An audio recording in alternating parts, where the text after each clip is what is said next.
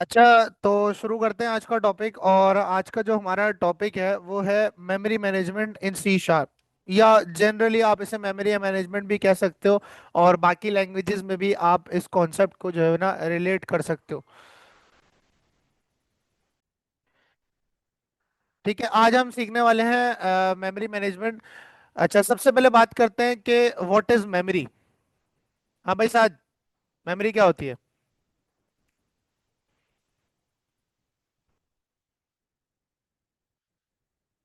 हाँ, हमारे सिस्टम की वो जगह जहाँ पर हम अपना डेटा स्टोर करते हैं। क्या स्टोर करते हैं? डेटा स्टोर करते हैं। अब मेमोरी यूजुअली आपके पास जनरली दो टाइप्स की होती है, एक होती है प्राइमरी मेमोरी और एक होती है सेकेंडरी मेमोरी।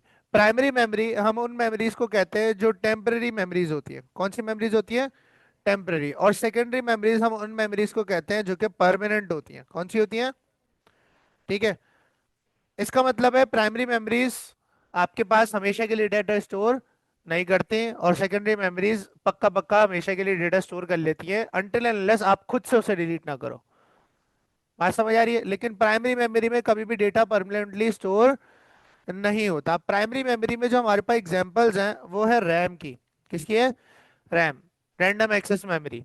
ठीक है, ये एक ऐसी टाइप की मेमोरी है जो आपके डेटा को परमानेंट नहीं स्टोर करती, टेम्परेरी तौर पर स्टोर करती है और कुछ वक्त के लिए डेटा को स्टोर करती है। हम जो प्रोग्रामिंग है उसके अंदर रैम का इस्तेमाल कर रहे होते हैं अपने वेरिएबल्स का डेटा स्टोर करने के लिए, अपने फंक्शंस का डेटा स्टोर करने के लिए। अपने फंक्शंस, मेथड्स, उनके पैरामीटर्स, उनकी इंफॉर्मेशन, सबका डेटा स्टोर करने के लिए हम प्रोग्रामिंग में किस रैम का इस्तेमाल कर रहे होते हैं? सॉरी, किस मेमोरी का इस्तेमाल कर रहे होते हैं? रैम का इस्तेमाल कर रहे होते हैं। ठीक है, जो सेकेंडरी मेमोरीज होती हैं उनमें आपके पास आपकी फ्लॉपी आ जाती है, ठीक है, आपके पास आपकी एसएसडी आ जाती है, आपके पास आपकी हार्ड ड्राइव्स आ जाती हैं। ये परमानेंट डेटा स्टोर करती हैं। ठीक है, अगर आप गौर करो तो जब हम कोई सिस्टम लेने जाते हैं तो रैम भी मेमोरी है और एसएसडी भी मेमोरी है, दोनों ही डेटा स्टोर करती हैं। तो रैम 8 GB क्यों काफी होती है और 512 एसएसडी भी कम पड़ जाती है? क्या फर्क है, क्यों? रैम क्यों नहीं 512 लगा सकते? लगा सकते हैं, होती है, 1 TB रैम भी होती है भाई। लेकिन इतने से काम कैसे चल जाता है? क्योंकि परमानेंट डेटा स्टोर नहीं करती, कुछ वक्त के लिए डेटा स्टोर करती है और इससे डेटा क्या हो जाता है फिर? वाइप आउट या क्लीन हो जाता है। इसी वजह से कभी ये फुल होती ही नहीं है, तो हमें इतने बड़े साइज की जरूरत नहीं पड़ती। बात समझ आ रही? हाँ, जहाँ गेम्स वगैरह वो चल रहे होते हैं तो गेम्स के पीछे बहुत ज्यादा हैवी प्रोसेसिंग, बहुत ज्यादा डेटा जो है मेमोरी में आ रहा होता है, जा रहा होता है, वहां पर हमें बड़ी रैम लगाने की जरूरत पड़ जाती है। ठीक है, तो आपने देखा होगा गेमिंग सेटअप्स में 500 500 GB की रैम भी लग रही होती है, 1 TB की रैम भी लग रही होती है। ठीक है, तो इतनी बड़ी रैम भी एग्जिस्ट करती है, ऐसा नहीं कि बाद 8 16 पे खत्म हो जाती है। ठीक है, और जो एसएसडीज होती हैं, हार्ड ड्राइव, वो हमें 1 TB भी कम पड़ जाती है, क्योंकि वो परमानेंटली डेटा स्टोर करती है जब तक मैं खुद से डिलीट ना करूं डेटा को। ये बात हमें समझ आती है? ठीक है, तो प्रोग्रामिंग में हम जो टाइप ऑफ मेमोरी यूज करते हैं वो है आपके पास प्राइमरी मेमोरी, रैम। क्या यूज करते हैं? हम कोई वेरिएबल बनाते हैं, उसके अंदर कोई वैल्यू असाइन करते हैं, वो भी रैम में स्टोर हो रही होती है। हम कोई फंक्शन बनाते हैं, उसके अंदर पैरामीटर्स बनाते हैं, फंक्शन के अंदर वेरिएबल्स बनाते हैं, एक्स वाई जेड कोई भी काम कर रहे होते हैं जिसमें वैल्यूज इन्वॉल्व होती हैं या डेटा इन्वॉल्व होता है, वो सब डेटा कहाँ स्टोर हो रहा होता है? हम कोई ऑब्जेक्ट बनाते हैं, मैंने आपको बताया था कि क्लास आपकी मेमोरी नहीं लेती लेकिन ऑब्जेक्ट आपकी मेमोरी लेता है, स्ट्रक्स आपकी मेमोरी लेते हैं। ठीक है, ये सारी चीजें जो आपकी मेमोरी में स्टोर हो रही होती हैं, आपकी मेमोरी में जगह को ऑक्यूपाई या एलोकेट कर रही होती हैं। ठीक है, आज हम रैम को डिटेल में स्टडी करेंगे ताकि हमें मेमोरी मैनेजमेंट एक प्रोग्रामिंग में कैसे होती है समझ आए। ठीक है, ये बहुत कॉन्सेप्चुअल टॉपिक है और ज्यादातर ये थ्योरेटिकल है। ठीक है, प्रैक्टिकल करके भी मैं आपको सी शार्प में दिखाऊंगा, जो जो बातें मैं कहूंगा वो हम प्रैक्टिकली करके भी देखेंगे कि सर क्या ये पॉसिबल है या नहीं। अच्छा, अब आपकी रैम जो है ना मेजरली, अब आपको ना बहुत एडवांस कॉन्सेप्ट पढ़ा रहा हूँ, मेजरली दो कैटेगरीज में डिवाइडेड होती है। ठीक है, आपकी रैम कितने हिस्सों में डिवाइडेड होती है? दो कैटेगरीज में डिवाइडेड होती है, जिनमें सबसे पहले आती है स्टैक मेमोरी। कौन सी मेमोरी आती है? और दूसरी हम कहते हैं हीप मेमोरी। मतलब ऐसे समझो, रैम के दो टुकड़े हैं, दो हिस्से हैं। एक हिस्सा है जिसे हम स्टैक मेमोरी कहते हैं और एक हिस्सा है जिसे हम हीप मेमोरी कहते हैं। ठीक है, आज हम इन्हें स्टडी करने वाले हैं और हम ये देखने वाले हैं कि सी शार्प में कौन सी वैल्यू, कौन सी डेटा टाइप किस मेमोरी में जाकर स्टोर होती है और किस तरह से वो मेमोरी में बिहेव करती है। ठीक है, जब हम एक वेरिएबल बनाते हैं, ठीक है, लेट सपोज मैंने एक वेरिएबल बनाया इंटीजर एज के नाम से और उसमें मैंने 20 असाइन कर दिया। ये मैं वेरिएबल्स पढ़ाते हुए आपको बता चुका हूँ कि 20 वैल्यू जाकर रैम में स्टोर होती है, लेकिन हमने उस वक्त वर्बली ऊपर से पढ़ा था। अब सवाल ये आता है कि सर ये 20 स्टैक में स्टोर होता है, हीप में स्टोर होता है, क्योंकि रैम के दो हिस्से हैं। और अगर स्टैक में स्टोर होता है तो स्टैक कैसे बिहेव करता है, और हीप में स्टोर होता है तो हीप कैसे बिहेव करता है। तो आज हम ये जानने वाले हैं। अच्छा, इससे पहले थोड़ा सा मैं तुम्हें एक चीज रिवाइज करवा दूं कि मैंने तुम लोगों को स्टार्ट में डेटा टाइप्स पढ़ाई थी। क्या पढ़ाई थी? Data types. अब हर लैंग्वेज में ना दो तरीके की डेटा टाइप्स होती हैं। कितने तरीके की? दो तरीके की। एक होती है वैल्यू टाइप्स, या अगर हम शीशा स्पेसिफिक बात करें, एक होती है वैल्यू टाइप्स और दूसरी होती है रेफरेंस टाइप्स। दूसरी कौन सी होती है? Reference types. ये मैं आपको पहले भी बता चुका हूं, ठीक है। जो वैल्यू टाइप्स होती हैं उनमें इंटीजर, बूल, जो स्टैटिक स्टैटिक डेटा स्टोर करती हैं उन्हें हम वैल्यू टाइप्स में गिनते हैं। और जो रेफरेंस टाइप्स होती हैं जैसे क्लास, ऑब्जेक्ट, ये सारे आपके पास रेफरेंस टाइप्स होती हैं। स्ट्रक्ट्स हो गए, डेलीगेट्स हो गए, सब रेफरेंस टाइप्स के अंदर आते हैं। अब सर ये वैल्यू टाइप्स क्या भला है और रेफरेंस टाइप क्या भला है, ये आपको समझ आएगा जब आप स्टैक और हीप समझ लोगे, ठीक है। तो अब समझते हैं कि वैल्यू टाइप्स किस तरह से बिहेव करती हैं और रेफरेंस टाइप्स, ठीक है। ये डेटा टाइप्स मैं आपको पहले बता चुका हूं, अगर आपको नहीं याद तो यहाँ पर देख लेते हैं। देखो, यहाँ मैंने लिख रखी है, ये देखो। आपके पास जो वैल्यू टाइप्स हैं, value type stores the actual value directly inside the variable. Variable कहते हैं मेमोरी के एक हिस्से को, ठीक है।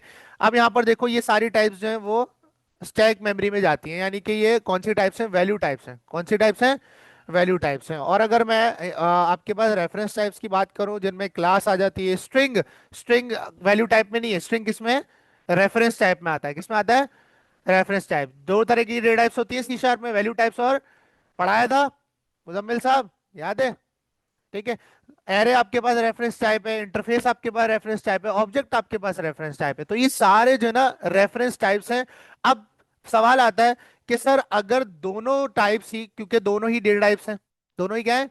वैल्यू टाइप्स भी डेटा टाइप्स हैं और रेफरेंस टाइप भी डेटा टाइप्स हैं। तो सर वैल्यू टाइप्स कहाँ स्टोर होती है रैम के अंदर, और रेफरेंस टाइप का स्टोर होती है।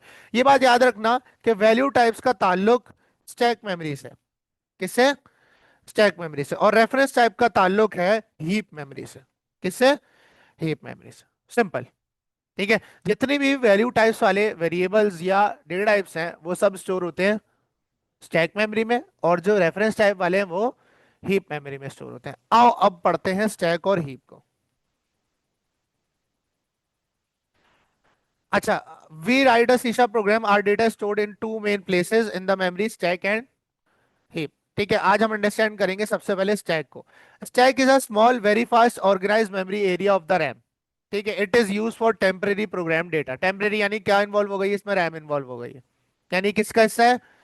रैम का हिस्सा है। अच्छा, स्टैक मेमोरी रैम का वो हिस्सा है जो स्मॉल वैल्यूज को बहुत फास्टली ऑर्गेनाइज करती है। मतलब कि वैल्यू जब अंदर आती है और फिर बाहर जाती है रैम से, तो बहुत फास्ट ये प्रोसेस होता है, ठीक है। और एक बहुत ऑर्गेनाइज वे में आपके जो वैल्यू टाइप्स हैं वो स्टैक मेमोरी में स्टोर हो रही होती हैं, ठीक है। स्टैक मेमोरी हीप से ज्यादा फास्ट होती है। क्या होती है? हीप से ज्यादा फास्ट, लेकिन इसका साइज हीप से स्मॉल होता है। क्या होता है? ये छोटी छोटी वैल्यूज स्टोर करने के लिए यूज होते हैं, एज, नेम, ये सारी वैल्यूज। जबकि आप देखो क्लास एक बहुत बड़ी डेटा टाइप होती है, उसके अंदर प्रॉपर्टीज बन रहे होते हैं, मेथड्स बन रहे होते हैं, उन मेथड्स के अंदर भी पैरामीटर्स होते हैं, उस मेथड के अंदर भी वेरिएबल्स बन सकते हैं। तो उस पर्टिकुलर टाइप को, क्लास को, मेथड को जो है वो एक बड़ा साइज चाहिए। तो वहां पर हम हीप का यूज करते हैं। किसका यूज करते हैं? हीप का। तो स्टैक बहुत छोटी मेमोरी होती है, यानी छोटी छोटी वैल्यूज को होल्ड करती है, और हीप बड़ी बड़ी वैल्यूज को होल्ड करती है। और सारी बड़ी वैल्यूज किस में आती है? रेफरेंस टाइप में आती है। किस में आती है? रेफरेंस टाइप में आती है। मेमोरी और डेटा टाइप को मिक्स नहीं करना। डेटा टाइप्स ही डेटा को स्टोर करवा रही होती हैं आपकी मेमोरी में, तो इसलिए ये रिलेट होती हैं। क्लियर है? तो आपने ध्यान में रखना है, डेटा टाइप्स हैं वैल्यू टाइप्स और रेफरेंस टाइप्स, और मेमोरी है हीप और स्टैक, ठीक है। अच्छा, जो स्टैक है ना वो प्रिंसिपल फॉलो करती है जिसे कहते हैं लीफो। शायद किसी ने पढ़ा भी हो, लास्ट इन फर्स्ट आउट। क्या है? Last in first out. LIFO principle कहता है कि स्टैक मेमोरी में जो कुछ आएगा, जो कुछ, अब फॉर एग्जांपल आपने चार वेरिएबल बनाए, खान कितने वेरिएबल बनाए? तो चारों स्टोर होंगे स्टैक के अंदर, चारों स्टोर होंगे ना। अब चारों अगर आपके पास स्टोर होते हैं, ठीक है, और स्टोर होने के बाद जो पहला वेरिएबल था वो पहले आके स्टोर होगा, जो दूसरा वेरिएबल था दूसरा आके स्टोर होगा, और तीसरा वेरिएबल तीसरा, और चौथा आके चौथे पे। तो ये बनता है स्टैक। स्टैक कहते ही इसे, जो पाइल बनता है ना, इसे स्टैक कहते हैं। क्या कहते हैं? स्टैक कहते हैं। तो स्टैक कहता है कि जो वैल्यू सबसे आखिर में आई है, लास्ट इन, जो वैल्यू सबसे लास्ट में अंदर आई है, वो सबसे पहले मेमोरी से बाहर जाएगी। यानी कि अगर चौथी वैल्यू सबसे आखिर में आई है, तो जब आप वैल्यूज निकालोगे उन चारों वेरिएबल्स की, तो चौथी वैल्यू सबसे पहले बाहर जाएगी, पहली वैल्यू सबसे आखिर में बाहर जाएगी। पहली वैल्यू कब जाएगी? ये कहते हैं आपके पास last in first out principle को। इसकी बड़ी अच्छी एग्जांपल है प्लेट्स की। हम प्लेट का स्टैक बनाते हैं, प्लेट्स का स्टैक बनाते हैं, एक प्लेट रखते हैं, उसके ऊपर दूसरी, तीसरी, चौथी, पांचवी, छठी, सातवीं, आठवीं, 10वीं। तो जब आप प्लेट्स निकालोगे, तो पहली प्लेट पहले निकलेगी या 10वीं? तो ये आपकी बड़ी बड़ी अच्छी एग्जांपल है लास्ट इन फर्स्ट आउट की। जो सबसे आखिर में प्लेट रखी गई, वो सबसे पहले उठाओगे ऊपर से। बात समझ आ रही? ठीक है, तो ये क्या कहलाता है? Last and first out principle. यानी कि जितनी भी वैल्यू टाइप्स हैं, वो सारी आके स्टोर होती हैं स्टैक मेमोरी में, और जो सबसे पहले वैल्यू आती है, वो सबसे आखिर में जाती है। यानी कि इसको अगर उल्टा बोलो, तो सबसे आखिर में जो वैल्यू आई, वो सबसे पहले बाहर जाएगी। Last in first out. ठीक है, और इसके उल्टा एक और प्रिंसिपल होता है, इसे हम फीफो कहते हैं, फर्स्ट इन फर्स्ट आउट। यानी जो सबसे पहले बाहर पहले अंदर आई है, वो सबसे पहले बाहर जाएगी। अब इसको हीप में मत काउंट करना, क्योंकि हीप में फीफो नहीं होता। ठीक है, वो आप जेनेरिक्स वगैरह के अंदर पढ़ोगे। ये सिर्फ लीफो प्रिंसिपल को फॉलो करती है। हीप के अंदर कोई प्रिंसिपल या ऑर्डर नहीं होता वैल्यूज के आने का और जाने का। तो इसको फीफो मत कंसिडर कर लेना हीप को। ठीक है, तो स्टैक क्या है? स्टैक एक बहुत छोटी, एक बहुत सबसे फास्ट और ऑर्गेनाइज मेमोरी है, जो तमाम वैल्यू टाइप डेटा टाइप्स को अपने पास स्टोर रखती है। ठीक है, और जो वैल्यू इसमें सबसे लास्ट में आती है, वो सबसे पहले मेमोरी से बाहर जाती है। जाहिर सी बात है ना, जब क्लीन होगी मेमोरी, या फॉर एग्जांपल आप वैल्यू उठाओगे, तो सबसे आखिर वाली वैल्यू सबसे पहले क्लीन होगी। बात समझ आ रही? ठीक है। अच्छा, स्टैक स्टोर क्या क्या करता है? Local variables. अब लोकल वेरिएबल्स क्या है? आओ यहाँ देखो। अगर फॉर एग्जांपल मैं इस क्लास के अंदर एक वेरिएबल बनाता हूँ इंटीजर ए। क्या बनाता हूँ? Integer a. और यहाँ पर एक मेथड बनाता हूँ मैं, तैयब के नाम से, लेट सपोज। ठीक है, और उसके अंदर मैं इंटीजर बी रखता हूँ। तो हर वो वेरिएबल जो किसी फंक्शन के स्कोप के अंदर हो, वो लोकल वेरिएबल होता है। कौन सा होता है? Local variable. इसका मतलब है बी कौन सा वेरिएबल है? लोकल वेरिएबल है। या आप ए को भी लोकल वेरिएबल भी कह सकते हो, क्योंकि वो क्लास के अंदर है। ठीक है, तो जितने भी लोकल वेरिएबल्स होते हैं, वो सारे किस में जाते हैं? स्टैक मेमोरी में जाते हैं। किस में जाते हैं? और सिर्फ वो वेरिएबल्स जो वैल्यू टाइप्स को स्टोर करते हो, या रेफरेंस टाइप के एड्रेस को स्टोर करते हो। अब ये थोड़ा सा कंफ्यूजिंग है, लेकिन अभी फिलहाल के लिए इतना जान लो कि वो वेरिएबल्स जो वैल्यू टाइप्स को स्टोर करते हैं, वो कहाँ जाएंगे? स्टैक मेमोरी में जाएंगे। कहाँ जाएंगे? मेथड के पैरामीटर्स बनाते हैं ना, जैसे मैं एडिशन का मेथड बना रहा हूं, तो नंबर num2 का पैरामीटर बनाता था मैं। तो वो भी तो टेम्परेरी वेरिएबल्स होते हैं मेथड के। तो वो भी कहाँ जाते हैं? स्टैक मेमोरी में जाते हैं। Return address, method return point, हम मेथड से कुछ रिटर्न करवाते हैं, तो वो जो वैल्यू है जो रिटर्न हो रही है, वो भी कहाँ स्टोर होगी जाके? ठीक है, value types, actual data types जो है, जिनमें इंटीजर, बूल, स्ट्रक्ट, डबल, फ्लोट, ये सारी डेटा टाइप्स कहाँ स्टोर होती हैं? स्टैक मेमोरी में स्टोर होती हैं। ऑब्जेक्ट के रेफरेंसेस। अच्छा, अब इस पे मैं तुम्हें कंफ्यूज नहीं करूंगा, ये हीप के अंदर तुम्हें और अच्छे से समझ आ जाएगा। जो ऑब्जेक्ट होता है ना, ऑब्जेक्ट, उसको हम एक वेरिएबल में स्टोर करते हैं, जिसको हम फिर ऑब्जेक्ट बोलने लग जाते हैं। उस वेरिएबल को हम क्या बोलने लग जाते हैं? जैसे मैं ह्यूमन का ऑब्जेक्ट बना रहा हूं, तो मैं लिखता हूँ human, human 1 equals to new human. ठीक है, तो जो उस वक्त मैंने वेरिएबल बनाया है ऑब्जेक्ट को स्टोर करने के लिए, वो जो वेरिएबल है, वो कहलाता है रेफरेंस वेरिएबल। क्या कहलाता है? वो रेफरेंस वेरिएबल भी स्टैक में स्टोर होता है। ऑब्जेक्ट हीप में स्टोर होता है। ऑब्जेक्ट किस में स्टोर होता है? अभी इस पे कंफ्यूज नहीं होना, समझाऊंगा इसको। और मेथड जो है ना, मेथड को जब आप कॉल करते हो, जैसे आपने कोई ईट का मेथड बनाया, ड्राइव का मेथड बनाया, तो उसे कॉल भी तो करते हैं ना। तो जो कॉल होता है, उसकी जो जितनी भी तमाम इंफॉर्मेशन होती है, कि वो कॉल स्टैक में कब आया, उसके अंदर कितने पैरामीटर्स थे, वो क्या रिटर्न करता है, वो सब इंफॉर्मेशन भी कहाँ स्टोर होती है? स्टैक मेमोरी में। ठीक है। अच्छा, यहाँ पर एक खास चीज है कि जब एक मेथड कॉल होता है ना आपके पास, एक मेथड जब कॉल होता है आपके पास सी शार्प के अंदर, तो एक फ्रेम क्रिएट होता है। क्या क्रिएट होता है? जिसे हम स्टैक फ्रेम कहते हैं। क्या कहते हैं? Stack frame. मतलब एक समझो, एक डब्बा क्रिएट हो जाता है मेमोरी में। स्टैक मेमोरी में क्या क्रिएट होता है? एक डब्बा, उसमें आ जाता है ये फंक्शन की कॉल की इंफॉर्मेशन सारी। और जब ये फंक्शन रन होकर आप प्रोग्राम को बंद करते हो, तो वो फ्रेम डिस्ट्रॉय हो जाता है। क्या हो जाता है? डिस्ट्रॉय हो जाता है। इसे कहते हैं स्टैक फ्रेम। क्या कहते हैं? Stack frame. When the method ends the stack frame is removed. जैसे ही मेथड एंड हुआ, यानी आपने चला के मेथड का आउटपुट देख लिया, तो आपका स्टैक फ्रेम क्या हो जाता है? ऑटोमेटिकली रिमूव हो जाता है। और स्टैक मेमोरी की जो गार्बेज कलेक्शन है, अच्छा अब गार्बेज कलेक्शन क्या बना है? अब देखो, आपने एक फंक्शन कॉल किया, फंक्शन के अंदर आपने मेथड्स या पैरामीटर्स बनाए हुए, सॉरी, मेथड के अंदर आपने पैरामीटर्स या वेरिएबल्स बनाए हुए थे, आपने डेटा इन्वॉल्व किया हुआ था। जब फंक्शन कॉल किया वो मेमोरी में गया, जैसी फंक्शन कॉल होकर एंड हुआ, तो मेमोरी से वो सब ऑटोमेटिकली वाइप आउट हो जाता है। अब उसे गार्बेज क्यों कहेंगे? क्योंकि फंक्शन कॉल होकर आउटपुट आ गया, तो उस पर्टिकुलर डेटा का अब मेमोरी में कोई काम नहीं, तो वो मेमोरी के लिए कचरा है, यानी गार्बेज है। क्या है? Stack memory automatic garbage collection करती है और इंस्टेंट करती है। इंस्टेंट का मतलब है जैसी मेथड एंड होगा या उस चीज का काम जो स्टैक मेमोरी में डेटा था उसका काम खत्म होगा, तो ऑटोमेटिकली इंस्टेंटली आपका डेटा वाइप आउट हो जाता है। बात समझ आती है? ठीक है। तो स्टैक मेमोरी वो मेमोरी है जो वैल्यू टाइप्स और रेफरेंस वेरिएबल्स का डेटा स्टोर करती है। ये क्या कहलाती है? स्टैक मेमोरी कहलाती है। ठीक है।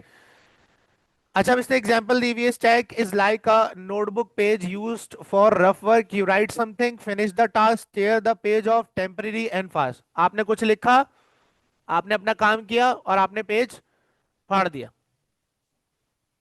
ठीक है। डेटा आया, उससे काम लिया गया मेमोरी के अंदर, और जैसे ही काम हुआ तो मेमोरी से निकाल दिया गया। ये एग्जांपल है किसकी? स्टैक मेमोरी की। ठीक है, कि किस तरह से आपका डेटा आपकी मशीन की मेमोरी में जाता है और निकलता है, ये सारा कॉन्सेप्ट ये कहलाता है। इसमें किसी का कोई सवाल? ठीक है। अच्छा, अब यहां पर आपके पास इसने कुछ एग्जांपल्स दी हुई हैं, और उसे टेस्ट करते हैं। इसे एक मेथड बनाया एग्जांपल के नाम से, जिसमें इसने एक वेरिएबल बनाया है ए, जिसको वैल्यू 10 दी हुई है, एक बुलियन टाइप का वेरिएबल बनाया है जिसमें इसने ट्रू दिया हुआ है, एक इसने ऑब्जेक्ट बनाया हुआ है। क्या बनाया हुआ है ये?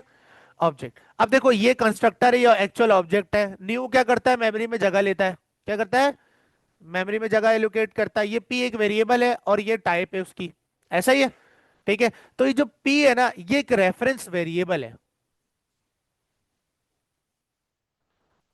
ये पी क्या है? एक रेफरेंस वेरिएबल है। ये बेसिकली ऑब्जेक्ट का रेफरेंस अपने पास रख रहा है। क्या रख रहा है? ऑब्जेक्ट का रेफरेंस रख रहा है। इसको अभी हम हीप में और डिटेल में पढ़ते हैं। अच्छा, अब जो आपके पास वैल्यू टाइप्स होती है ना, वो बिहेव कैसे करती है, यहां देखना। अब आपके पास लेट सपोज मान लो, इसके अंदर वो कहां गया एनोटेट, ये रहा। अब आपके पास लेट सपोज मान लो एक बंदा है। कौन है? एक बंदा है और उसका एक दोस्त है। ठीक है, एग्जाम्पल है ये।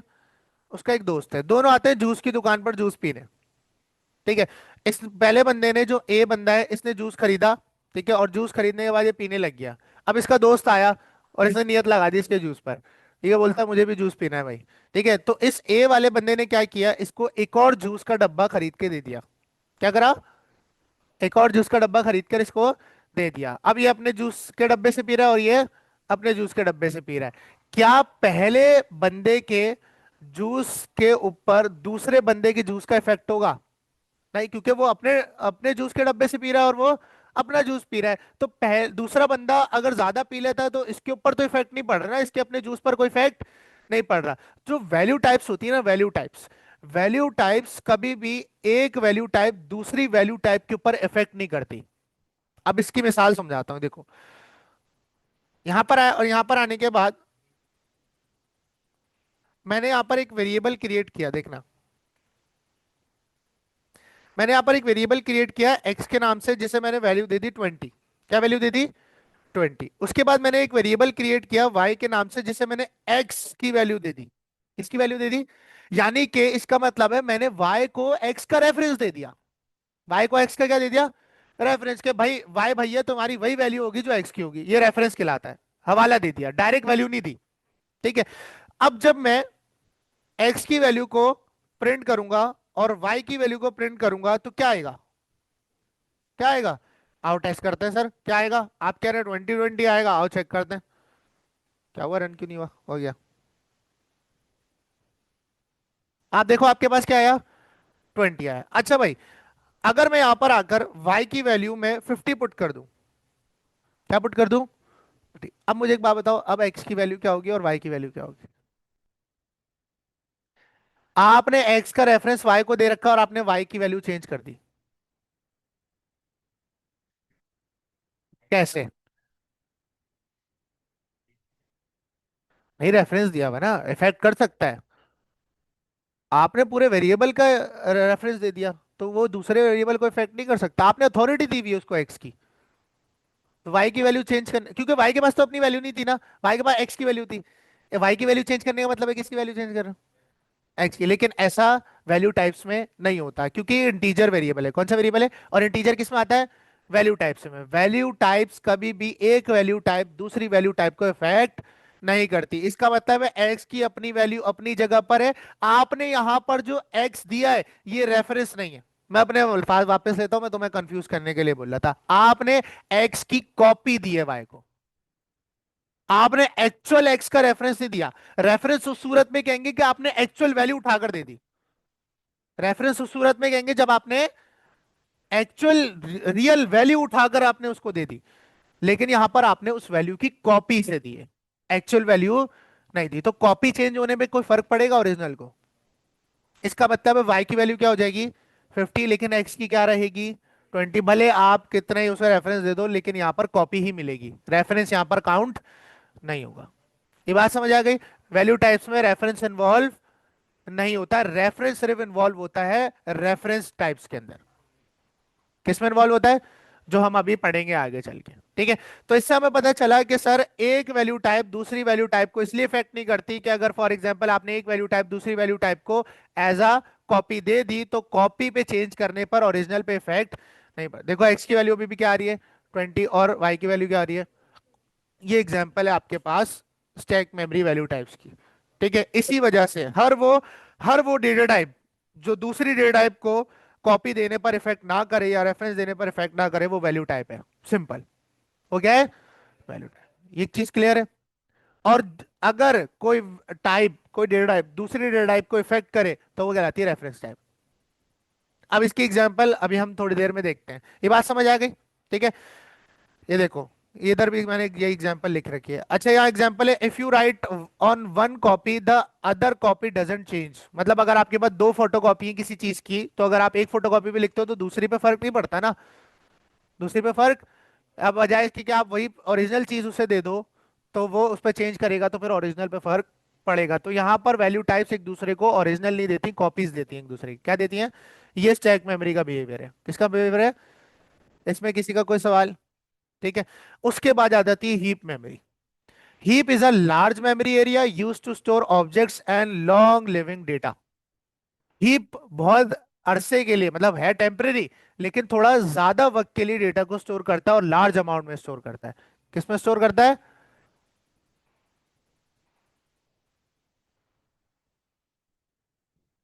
किसमें स्टोर करता है? लार्ज डेटा को स्टोर करने के लिए यूज किया जाता है। स्टैक का साइज छोटा होता है और हीप का साइज बड़ा होता है आपकी मेमोरी के अंदर। Heap does not follow the LIFO principle. Basically heap का कोई प्रिंसिपल ही नहीं है, मतलब कोई ऑर्डर नहीं है। जिस रेफरेंस टाइप को बुलाओगे वही उठ के आ जाएगी। जबकि स्टैक में लास्ट इन फर्स्ट आउट का प्रिंसिपल है। ये चीज क्लियर है? ठीक है, तो ये मत बोल देना किसी को हीप फीफो फॉलो करता है। वो अगर लीफो करता है तो ये फीफो करता होगा, ऐसा कुछ भी सीन। बच्चे अक्सर ये करते हैं कि ऑपोजिट कर देते हैं उसका। ऐसा कुछ भी सीन नहीं है इसके अंदर। It is manage by garbage collector. अब जो आपका हीप मेमोरी होती है आपकी, उस आपके कंप्यूटर के अंदर एक टर्म है जिसे गार्बेज जीसी कहते हैं, गार्बेज कलेक्टर। ये हीप मेमोरी को क्लीन करने के लिए यूज किया जाता है। किसे क्लीन करने के लिए यूज किया जाता है? हीप मेमोरी को क्लीन करने के लिए यूज किया जाता है। अगर ये ना हो तो फिर हीप का डेटा हमेशा के लिए पड़ा रहेगा। ठीक है, क्योंकि ये डायनेमिकली, देखो ऑटोमेटिकली गार्बेज कलेक्शन का मतलब है कि खुद डेटा वाइप आउट हो गया। और अगर कोई कर रहा है तो इसका मतलब है वो डायनेमिकली गार्बेज कलेक्शन हो रही है। तो यहां पर गार्बेज कलेक्टर हीप मेमोरी से डेटा को निकालता है, तो इसे कहते हैं हम डायनेमिक गार्बेज कलेक्शन। क्या कहते हैं? यहाँ ऑटोमेटिक गार्बेज कलेक्शन नहीं होती है। ठीक है। हीप मेमोरी ऑब्जेक्ट्स को स्टोर करता है जो हम न्यू के कीवर्ड से बनाते हैं, एरेस को स्टोर करता है, स्ट्रिंग्स को, क्लास की इंस्टेंसेस। क्लास की इंस्टेंसेस क्या होती हैं? ऑब्जेक्ट्स। क्या होती है? डेलीगेट्स, जो हम आगे पढ़ेंगे, anonymous objects, box value type, box unboxing में हम पढ़ाऊंगा यहाँ पर आपको। कैप्चर्ड वेरिएबल्स, लैम्डास और क्लोजर्स वगैरह को भी ये स्टोर कर रहा होता है। तो ये वो सारी डेटा टाइप्स हैं जिन्हें हीप मेमोरी स्टोर करती है। कौन कौन स्टोर करता है? क्योंकि इनका जो साइज है वो भी बड़ा होता है। ठीक है, और ये सारी रेफरेंस टाइप डेटा टाइप्स हैं। कौन सी हैं? जो कि मैं आपको दूसरी या तीसरी क्लास में पढ़ा चुका हूं। जब भी हम ऑब्जेक्ट बनाते हैं ऐसे ही बनाते हैं। अब यहाँ दो बातें। पहली बात है, ये ऑब्जेक्ट है, ये क्या है? ये ऑब्जेक्ट है, और ऑब्जेक्ट कहाँ जाएगा? हीप में जाएगा। कहाँ जाएगा? हीप में। ये बात हमें समझ आ गई है। ठीक है। अब इस ऑब्जेक्ट का आपने रेफरेंस दे दिया है इस पी को, जो कि एक वेरिएबल है। तो ये जो वेरिएबल है इसे हम कहते हैं ऑब्जेक्ट का रेफरेंस वेरिएबल, जिसके पास हीप मेमोरी का एड्रेस होगा जहां इसका ऑब्जेक्ट पड़ा हुआ है। तो ये रेफरेंस वेरिएबल खुद स्टैक में जाएगा। कहां जाएगा? स्टैक में जाएगा। और इस वेरिएबल के पास किसका है रेफरेंस पड़ा हुआ है? इस ऑब्जेक्ट का, जो हीप में पड़ा हुआ है। यानी कि जो ऑब्जेक्ट है वो हीप में रखा हुआ है, और उस ऑब्जेक्ट का जो एड्रेस है, मेमोरी एड्रेस, उसका रेफरेंस इस पी स्टैक के पास है, जो स्टैक के अंदर पड़ा हुआ है।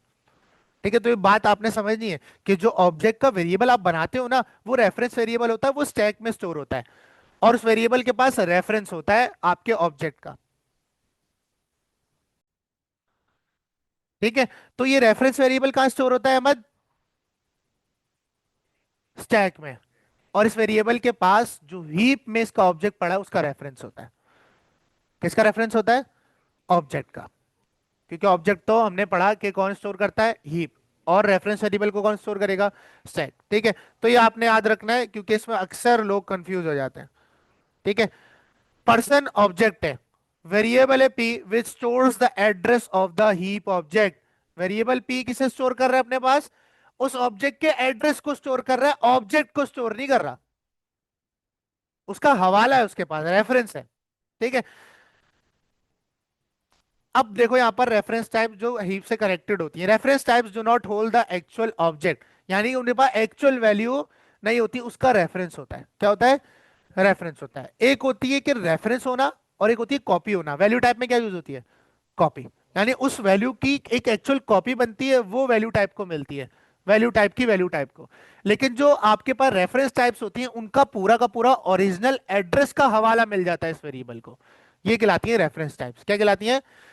They hold a reference address to an object stored in heap. ये क्या स्टोर करते हैं अपने पास? एड्रेस स्टोर करते हैं रेफरेंस ऑब्जेक्ट का, जो हीप में रखा है। वैल्यू सॉरी रेफरेंस वेरिएबल्स जो होते हैं। ठीक है।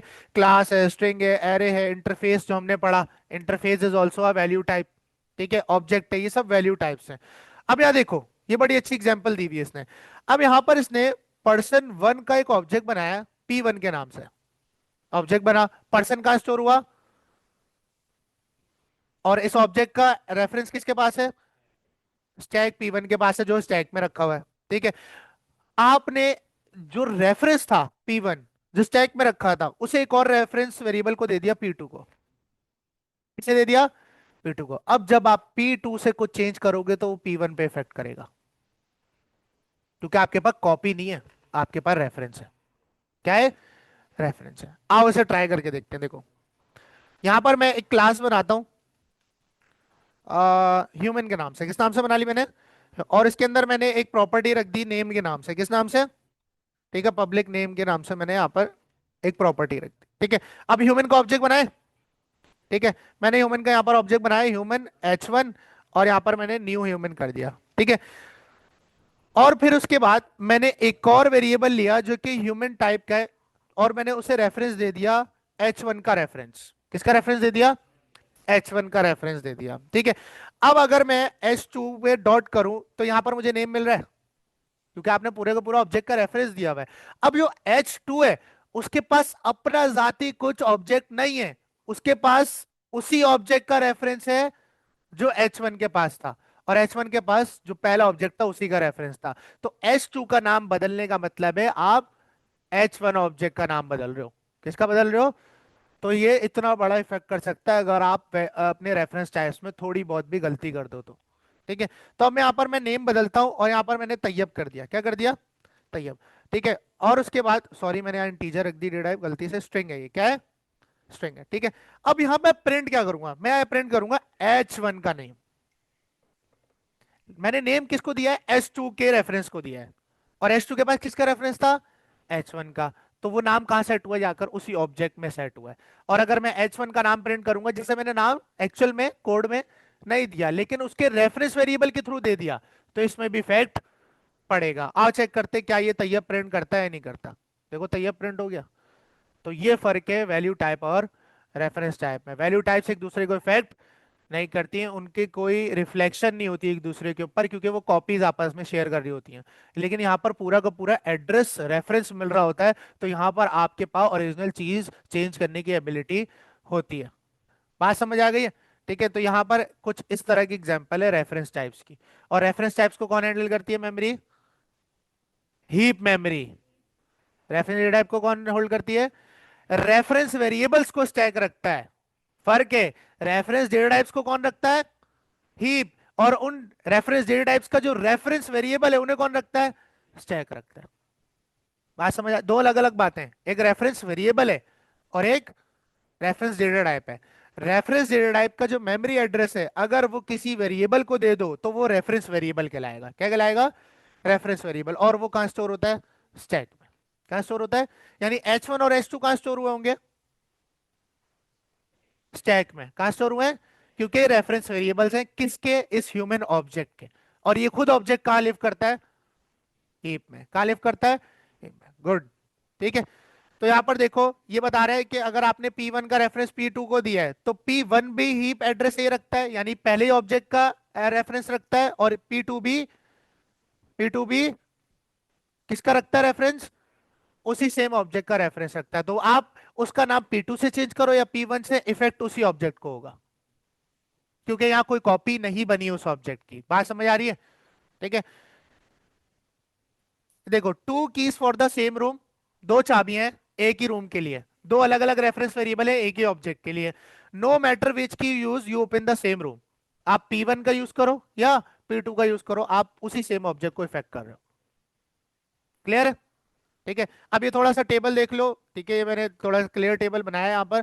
जो स्टैक है वो फास्ट होती है, हीप थोड़ी उससे स्लोअर होती है, क्योंकि लार्ज डेटा को हैंडल करती है और थोड़ा टाइम तक डेटा को अपने पास रखती है, until and unless garbage collector खुद इसे क्लीन ना कर दे। हो रहा है ये खुद ऑटोमेटिक ही हो रहा होता है, हम नहीं कर रहे होते। लेकिन गार्बेज कलेक्टर भी तो एक प्रोग्राम इसके ऊपर लगाया ही है, जबकि स्टैक में गार्बेज कलेक्टर नहीं इन्वॉल्व हो रहा होता ज्यादा।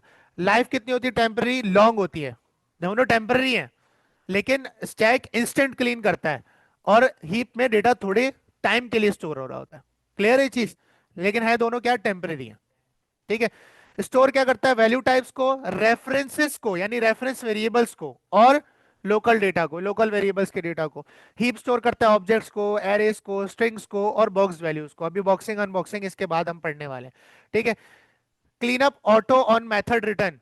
जैसी मेथड आपके पास बंद होता है, स्टैक मेमोरी खुद ब खुद क्लीन कर देती है। यहां पर गार्बेज कलेक्टर कर रहा हूं। हीप को कौन क्लीन करता है? साइज इसका स्मॉल होता है, इसका लार्ज होता है। ऑर्डर इसका लीफो होता है, इसमें कोई ऑर्डर नहीं होता, जिस ऑब्जेक्ट को बुलाओगे वही आएगा। ठीक है, वही बात है कि पूरे स्टैक के प्लेट्स में से मैं बीच में से भी तो कोई प्लेट निकाल सकता हूँ। ये वही बात है। ठीक है, अच्छा, वैल्यू टाइप और reference type. Value types actual value को स्टोर करती है स्टैक के अंदर, और कॉपी देती है हमेशा दूसरी रेफरेंसेस को, यानी दूसरे वेरिएबल्स को। ठीक है, और जो रेफरेंस टाइप्स है वो ऑब्जेक्ट का एड्रेस रखती है। कौन रखती है? यहाँ रेफरेंस वेरिएबल्स की बात हो रही है। किसकी बात हो रही है? ठीक है, references on stack, object on heap. क्या कह रहा है? हवाला कहाँ होगा? स्टैक में होगा, लेकिन एक्चुअल डेटा टाइप कहाँ होगी? हीप में होगी। शेयर्ड ऑब्जेक्ट मिलता है, यानी कि शेयरिंग मिलती है, कॉपी नहीं मिलती। क्या मिलती है? भाई आपने वही सेम ऑब्जेक्ट H1 को भी शेयर कर दिया और H2 को भी शेयर कर दिया। जबकि वैल्यू टाइप में क्या हो रही है? कॉपी बन के मिलती है। क्या बन के मिलती है? कॉपी। ठीक है, अच्छा ये बड़ा मैंने इंपॉर्टेंट एक नोट लिखा था, वैसे मैं समझा चुका हूँ कि रेफरेंस वेरिएबल का मतलब ऑब्जेक्ट नहीं है। रेफरेंस वेरिएबल का मतलब है उस ऑब्जेक्ट का मेमोरी एड्रेस उसके पास है, इसे कहते हैं रेफरेंस। ठीक है, तो यहाँ लिखा हुआ है P is not the object, P is a reference to the object which is in the heap. वहां तक पहुंचने की चाबी है, ये खुद ऑब्जेक्ट नहीं है। ठीक है, ये बात आपने जहन में रखनी है। अब हमारा जो टॉपिक था, जो मैं आज वाकई में पढ़ाने वाला था, जिसको पढ़ाने से पहले आपको पता होना चाहिए, ठीक है, वो है बॉक्सिंग और अनबॉक्सिंग। अब ये बॉक्सिंग वो ग्लव वाली बॉक्सिंग नहीं है। ठीक है, बॉक्सिंग और अनबॉक्सिंग का मतलब है कि बॉक्स बंद करना और खोलना। इसे हम कन्वर्जन भी कहते हैं। क्या कहते हैं? कन्वर्जन कहते हैं। अच्छा, बॉक्सिंग का क्या मतलब होता है सी शार्प में? Boxing means converting a value type into a reference type. कि अगर आप किसी वैल्यू टाइप को किसी रेफरेंस टाइप में बदल दो तो वो कहलाएगी बॉक्सिंग कहलाएगी। क्या कहलाएगी? बॉक्सिंग। ठीक है। और अनबॉक्सिंग में क्या होगा? उल्टा होगा। किसी रेफरेंस टाइप को अगर आप वैल्यू टाइप में बदलते तो अनबॉक्सिंग कहलाती है। क्या कहलाती है? अनबॉक्सिंग। जैसे अब यहाँ देखो एक एग्जांपल, एक वेरिएबल है 10, इंटीजर स्टोर हो रहा है। तो ये कौन सी टाइप है? एक्स किस टाइप का है? वैल्यू टाइप का है ना, क्योंकि इंटीजर किस में आती है? वैल्यू टाइप के अंदर आती है। और यहाँ देखो इसने ऑब्जेक्ट के अंदर एक्स को स्टोर कर दिया। किसमें स्टोर कर दिया? ऑब्जेक्ट के अंदर। और ऑब्जेक्ट खुद क्या होता है? रेफरेंस टाइप होता है। तो आपने एक इंटीजर वैल्यू टाइप को एक रेफरेंस टाइप ऑब्जेक्ट में कन्वर्ट कर दिया, ये कहलाती है बॉक्सिंग। क्या कहलाती है?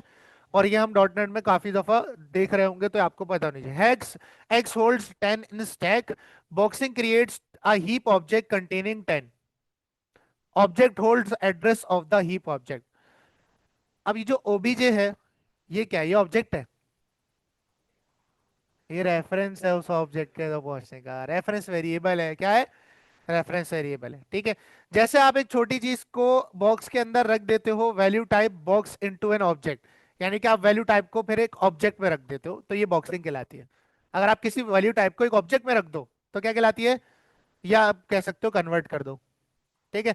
उसके बाद आती है अनबॉक्सिंग। अच्छा, अगर इसकी एग्जांपल करें तो इसकी एग्जांपल कुछ इस तरह होगी। ठीक है। आप डायरेक्ट ऑब्जेक्ट भी बना सकते हो इस तरह से, ऑब्जेक्ट का कीवर्ड यूज करके इससे ऑब्जेक्ट बन जाता है, चाहे ऑल्दो कोई क्लास हो या ना हो। ठीक है। मैंने एक ओबीजे के नाम से एक वेरिएबल लिया और उसके अंदर मैंने एक्स रख दिया, और एक्स मैंने बनाया नहीं तो यहाँ बना लेते हैं।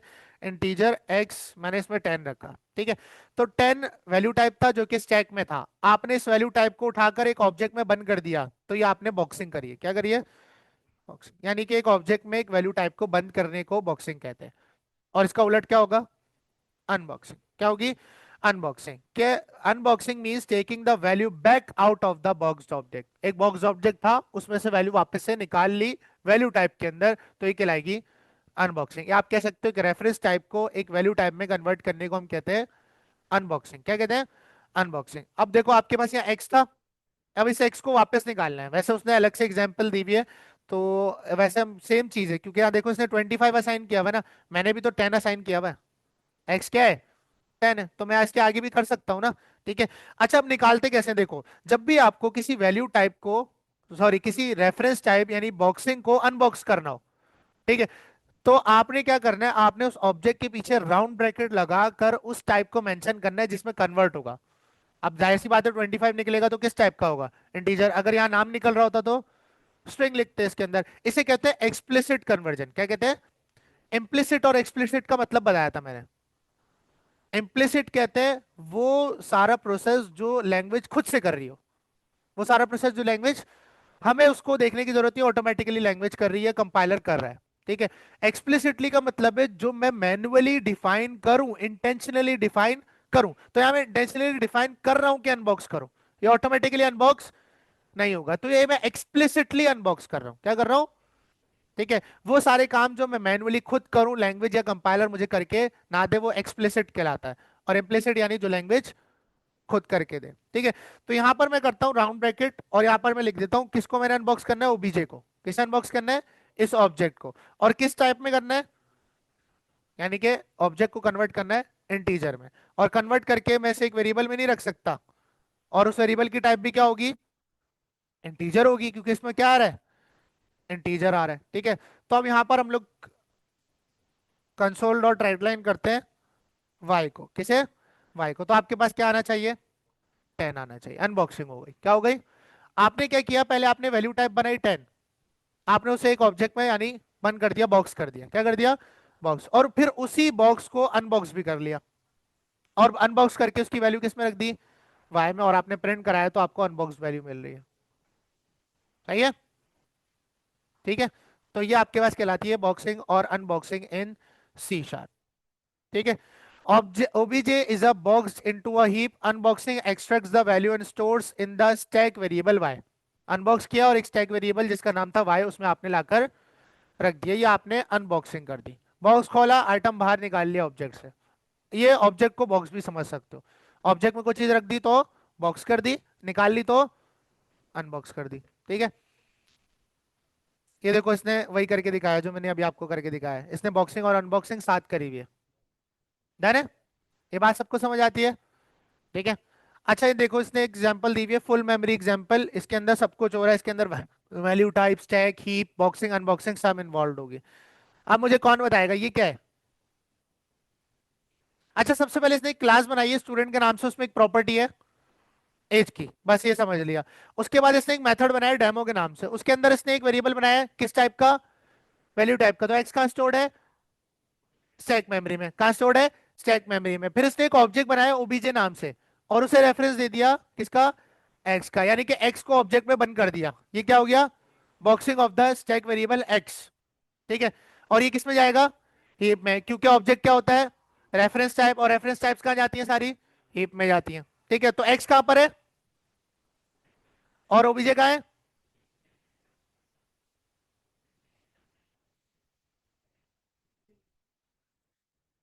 ओबीजे का है स्टैक में, और इसके पास जो ऑब्जेक्ट है वो कहाँ है?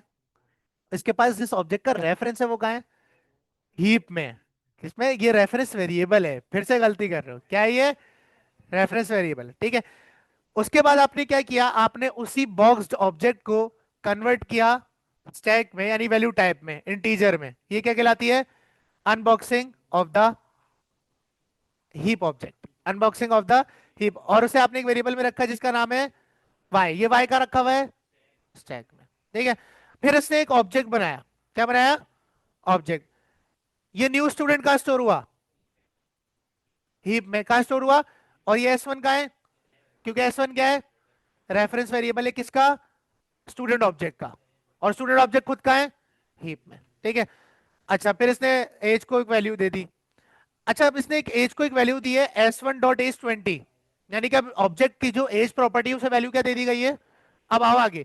अब इसने क्या किया, जो S1 है, ये जो पूरा रेफरेंस वेरिएबल था, ये उठाकर इसने एक और रेफरेंस वेरिएबल को दे दिया S2 को, और इसने S2 को चेंज क्या कर दी, एज क्या कर दी? 30। तो 20 मानी जाएगी 30? 30, क्योंकि इसने इसको क्या कर दिया होगा? रिप्लेस, क्योंकि ये दोनों एक ही ऑब्जेक्ट को रेफरेंस करते हैं, दो अलग अलग ऑब्जेक्ट्स को रेफरेंस। वही बात है कि S2 और S1 दो चाबियां हैं एक ही ऑब्जेक्ट की। क्लियर हो गया? शुक्र है।